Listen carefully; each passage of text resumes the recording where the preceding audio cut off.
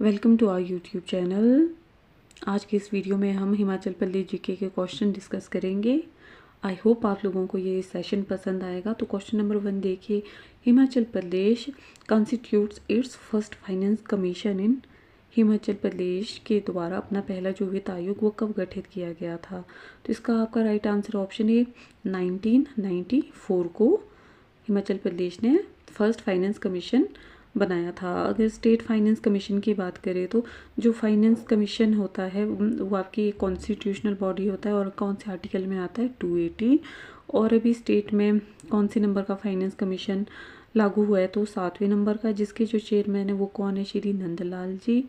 और इंडिया में कौन से नंबर का फाइनेंस कमीशन अभी चल रहा है? तो वो है 16वें नंबर का, जिसके आपके चेयरमैन हैं अरविंद पनगरिया जी।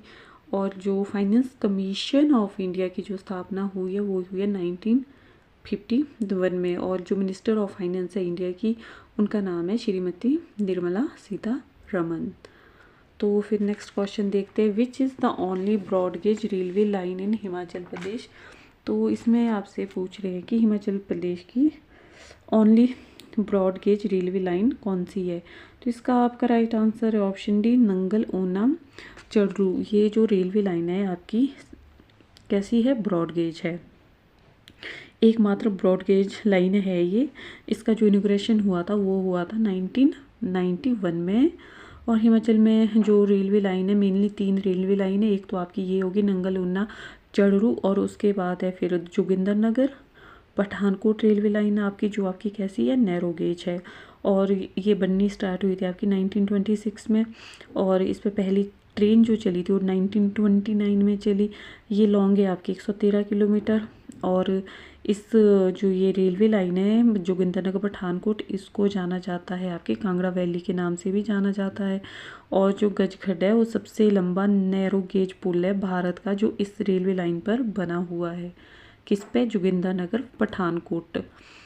फिर तीसरी आती है आपके पास कालका शिमला रेलवे लाइन, जो 103 किलोमीटर लंबी है। और एक आपके पास और है भानुपल्ली बिलासपुर रेल लाइन, जो कितनी किलोमीटर लॉन्ग है? 3 किलोमीटर लॉन्ग। इसका जो निर्माण कार्य है वो शुरू हो चुका है।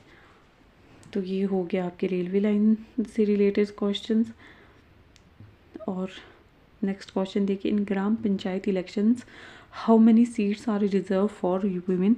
जो ग्राम पंचायत के इलेक्शंस होते हैं उसमें महिलाओं के लिए कितना जो रिजर्वेशन है उनकी सीट्स के लिए? तो ये है आपका ऑप्शन डी 50%।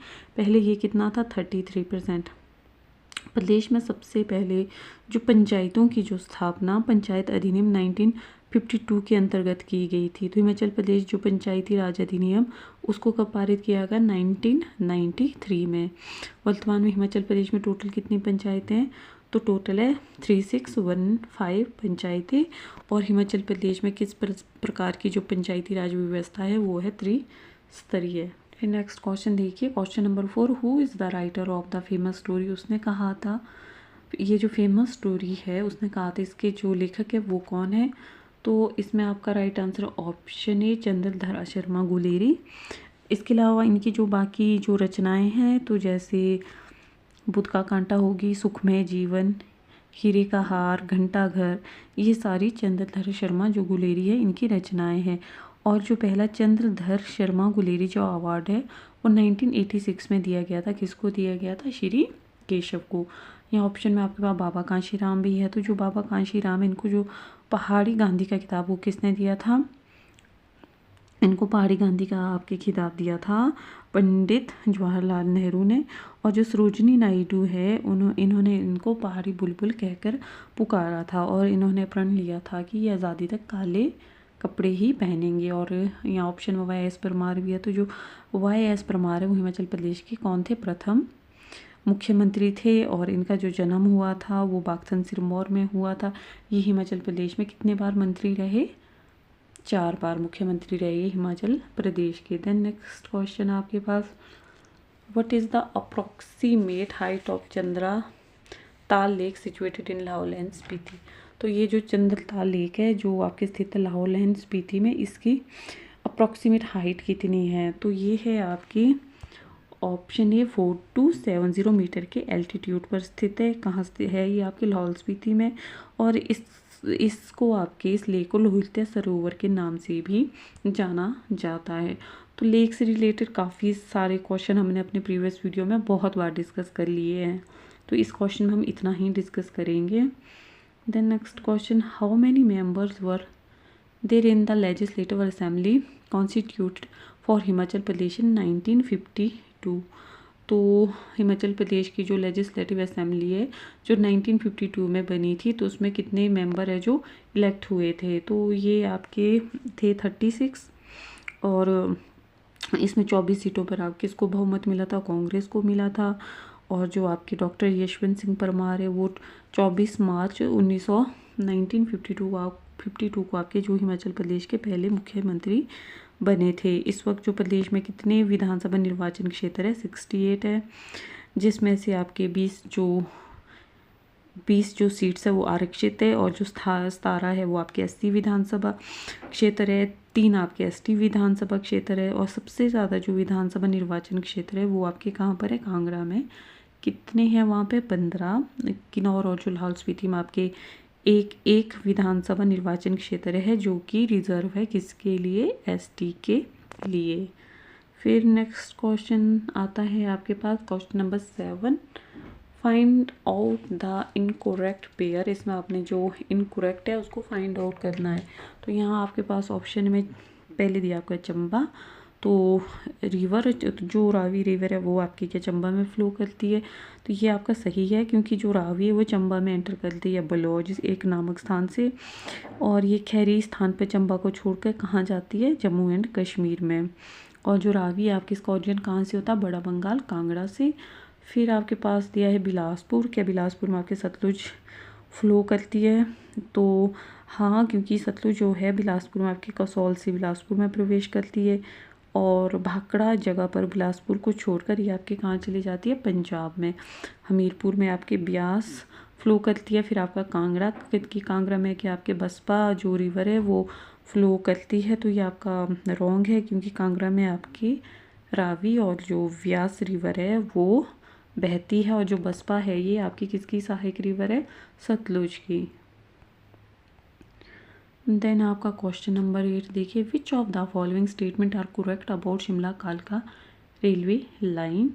जो steam locomotive engine was commission in 1906। जो स्टीम लोकोमोटिव इंजन है इसको कब कमीशन किया गया? तो 1906 में। It was use to drive train till 1970, ये भी सही है। The steam engine was repaired and rehabilitated in 2001।